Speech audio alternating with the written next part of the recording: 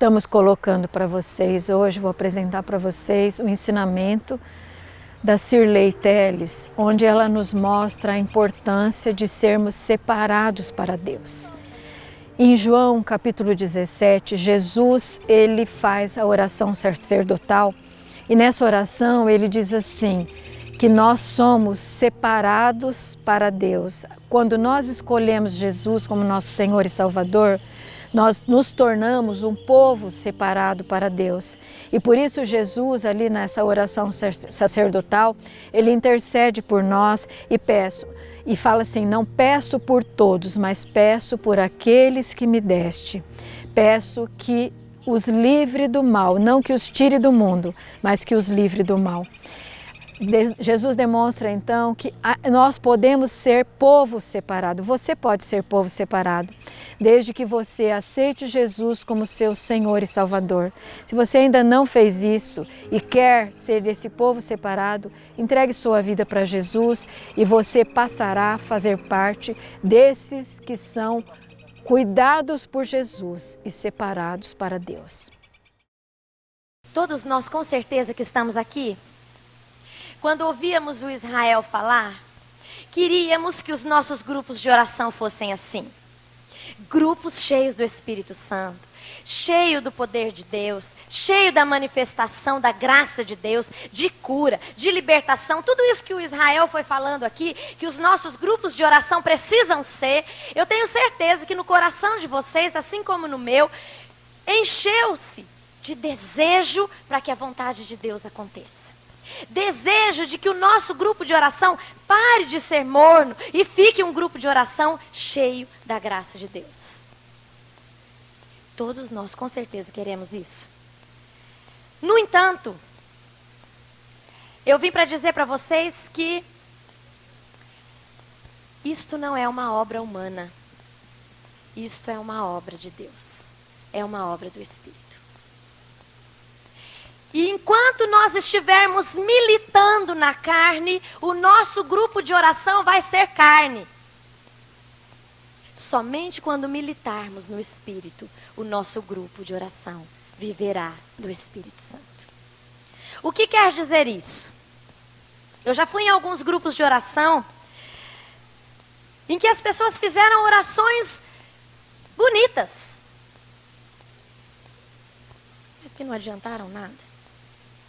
Às vezes orações extremamente longas, que até deram um pouco de sono. E se você for conversar com a pessoa que estava dirigindo, ela vai dizer assim, gente, mas a reunião foi muito boa. Eu senti a presença de Deus. Só ela. Ninguém mais.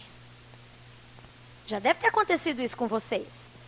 As pessoas não conseguiam sentir aquela graça do Espírito Santo que aquela pessoa que estava conduzindo estava sentindo. E às vezes nós falamos assim, mas o que acontece? Que esse grupo de oração não vai para frente. Meu irmão, isto é espiritual. Não sou eu que realizo. E a primeira coisa que nós precisamos ter claro, que não sou eu que realizo a obra no meu grupo de oração. Quem vai realizar é o Espírito Santo. E há muitos grupos de oração buscando pela carne realizar as coisas. E fazem jejum, e fazem oração, e rezam, e fazem vigílias, e fazem as coisas, mas não conseguem, porque estão fazendo tudo isso na carne, sem a condução do Espírito Santo. O Pentecostes nasceu em função do quê? Do derramamento do Espírito Santo. Não foi obra daqueles homens que estavam reunidos naquele lugar. Não foram eles que decidiram que a partir daquele momento o Evangelho de Jesus Cristo precisava ser pregado e que a partir daquela hora Pedro então iria abrir a porta e pregar aquele Jesus que havia sido crucificado, morto e ressuscitado ao terceiro dia. Não foi obra humana.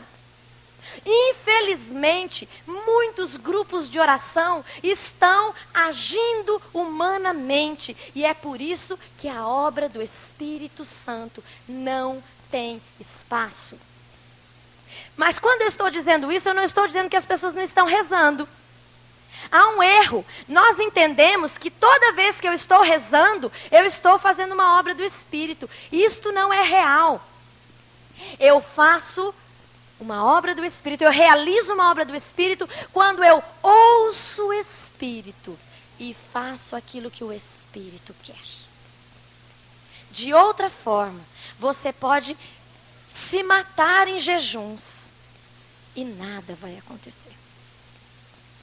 Nada vai acontecer. Quando as pessoas, e aqui a apostila começa dizendo que as comunidades de renovação não são clubes, não são reuniões sociais. Meu irmão, você pode chamar Maringá inteirinho para ir no seu grupo de oração. Se Deus não segurá-lo ali, ele vai embora. Não é você.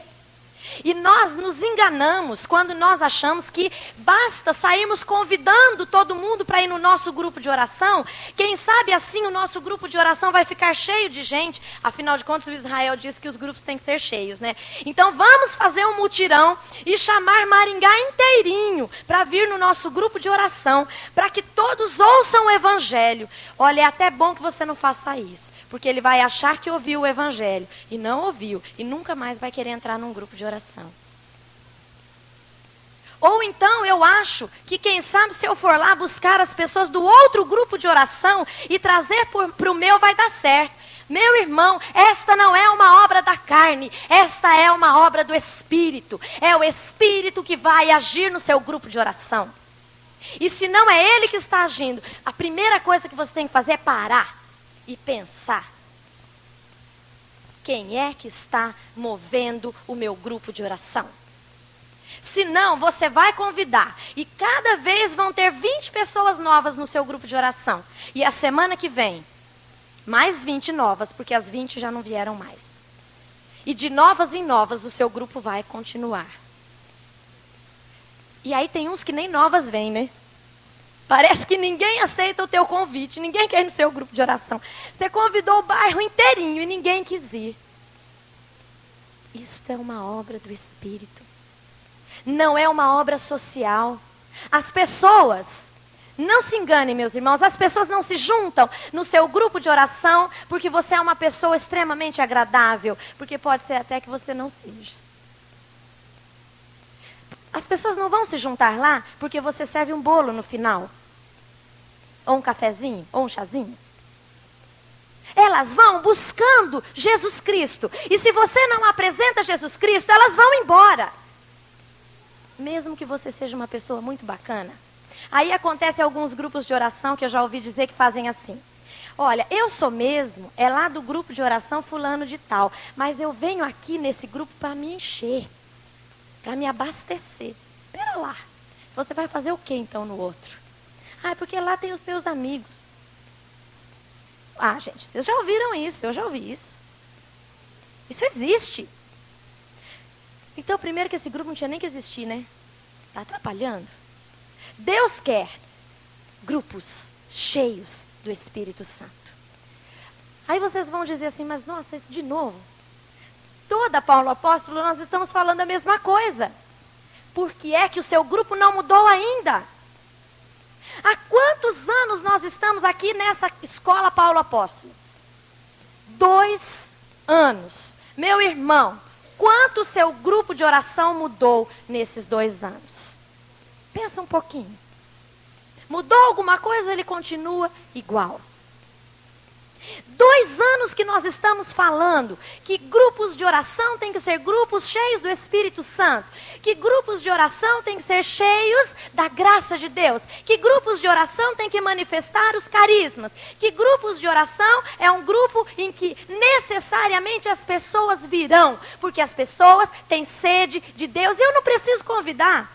Quantas pessoas estão passando na frente da igreja, ouvem e param e entram? Claro, existem aqueles que chamam as pessoas para vir. Mas também tem aquelas pessoas que vêm sem ser chamadas. Meu irmão, quanto é que o seu grupo de oração mudou? Você precisa parar e refletir sobre isso. Por quê? Abre a Bíblia em Atos dos Apóstolos, capítulo 2, versículo 44. Diz assim. Todo mundo já conhece essa passagem, mas é importante que vocês abram porque nós vamos ver alguns versículos.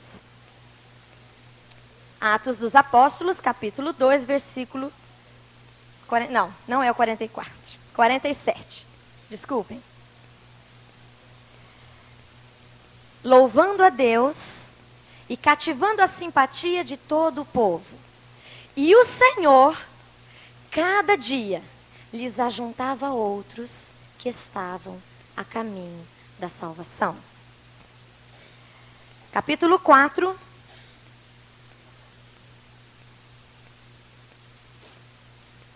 Não, 5, versículo 14.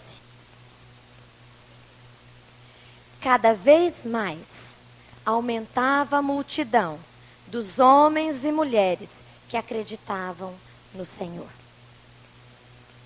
Se nós formos ver, depois no versículo 6, mais um só. Capítulo 6, versículo 7. Divulgava-se sempre mais a palavra de Deus. Multiplicava-se consideravelmente o número de discípulos em Jerusalém. Nós vamos observar nessa palavra que o fruto da evangelização cheia do Espírito Santo é um aumento dos fiéis. Isso é um fruto. Dizer que um grupo de oração é muito bom, se não tem este fruto, você precisa parar e pensar um pouquinho que tipo de fruto ele está dando. Porque o fruto de Pentecostes foi que um grande número de pessoas se aglomeravam para a palavra de Deus. É fruto. Todas as vezes que houve um grande derramamento do Espírito Santo aqui em Atos dos Apóstolos, em seguida a palavra vem dizer, e aumentava o número de homens e mulheres, multiplicava-se o número dos fiéis, e o Senhor lhes ajuntava outros que estavam a caminho da salvação. Esse é um fruto da graça do derramamento do Espírito Santo. Não sou eu quem faço, mas é o Senhor que ajuntava os que estavam a caminho da salvação. Não sou eu. Não é o meu chamado. Não é o meu convite. Consegue entender? Porque eu posso chamar, mas se o Espírito Santo não o convencer, ele não virá. E se ele vier, ele vai embora. É uma obra do Espírito. E a partir desse momento, a igreja começa a surgir. A igreja cristã. Só que eles se reuniam como? Em casas. Vocês sabem que eles estavam vivendo um período de perseguição, não é isso? Logo depois que Jesus foi morto, eles viviam um momento de perseguição. Eles não se reuniam no templo de Jerusalém. Não era lá o lugar. Eles se reuniam nas casas. E ali nas casas, eles oravam e o Espírito Santo era derramado. E a graça de Deus acontecia. E eles podiam, então, viver a fraternidade nas casas. Né?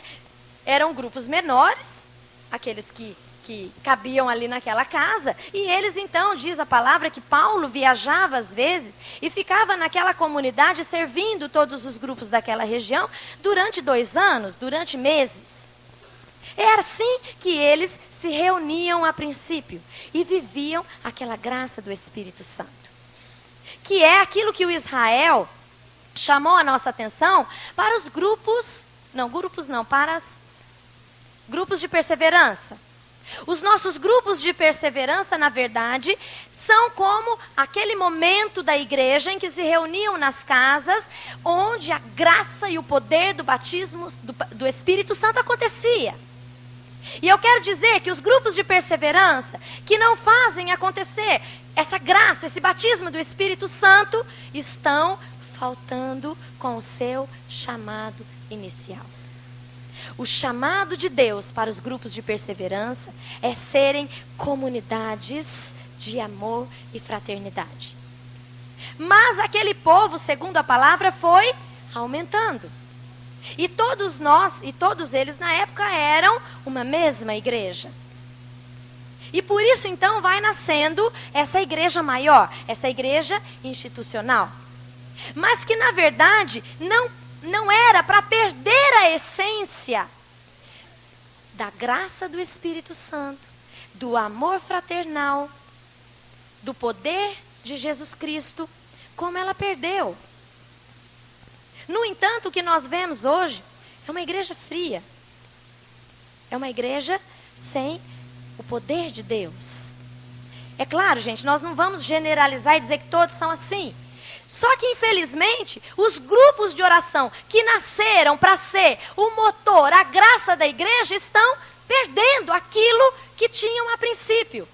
E os grupos foram crescendo ou se multiplicando, porque às vezes não cresceram em número de membros, mas cresceram em números de grupos e foram perdendo a essência.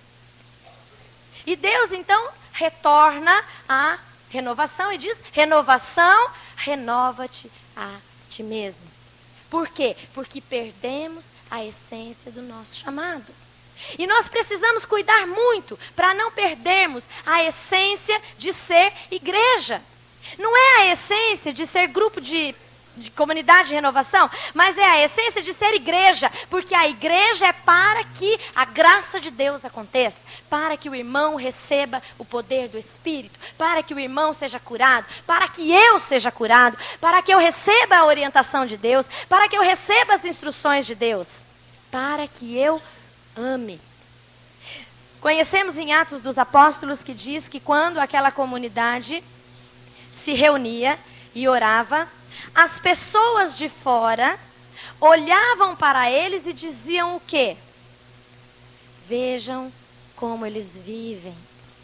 Porque se amavam e já não tinha mais para si, mas o que tinha distribuía aos irmãos para que não lhes faltasse nada. Esse era um outro sinal. Primeiro sinal, a igreja traz. A graça, o poder do Espírito Santo traz para si todos os que estão a caminho da salvação. Quem são esses? Os que têm sede. Tem gente que não tem sede. Esse não vai vir mesmo, meu irmão. Deus vai trazer aquele que tem sede. O outro sinal, se amavam. Os grupos de oração cresceram muito. E houve então essa dificuldade muito grande de se conhecer as pessoas que estavam indo nos nossos grupos de oração. Então, a renovação entende que os grupos de perseverança vêm em resposta a essa necessidade que as pessoas têm de ser amadas.